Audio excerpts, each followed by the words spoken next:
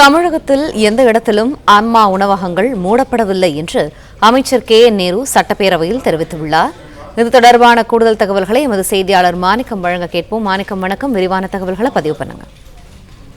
தமிழ்நாட்டில் திமுக அரசு ஆட்சிக்கு வந்த பிறகாக அம்மா உணவகங்கள் முறையாக பராமரிக்கப்படுவது குறித்தான கேள்விகளை இன்று நடைபெற்ற மானிய கோரிக்கை விவாதத்தின் போது எதிர்க்கட்சி கொறடா SP வேலுமணி எழுப்பியதாக சொல்லப்படுகிறது. அந்த விவகாரம் குறித்து பதிலளித்த அமைச்சர் KN நேரு தமிழகத்தில் எந்த இடத்திலும் அம்மா உணவகங்கள் மூடப்படவில்லை என்ற தகவலை பேரவையில் தெரிவித்திருக்கிறார். மேலும் கூடுதலாக அம்மா உணவகங்களை தற்போது 40 கோடி ரூபாய் ஒதுக்கி அதனை பராமரிக்கக்கூடிய பணிகளிலும் அரசு ஈடுபட்டிருப்பதாக தெரிவித்திருக்கிறார்.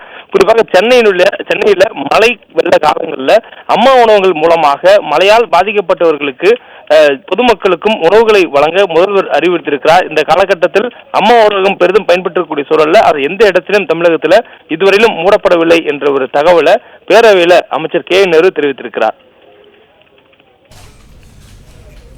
பிளே ஸ்டோர் மற்றும் ஆப் ஸ்டோரில் இருந்து பாலிமர் செயலியை QR கோடு மூலம் பதிவிறக்கம் செய்யுங்கள். செய்திகளை உடனுக்குடன் பெறுங்கள்.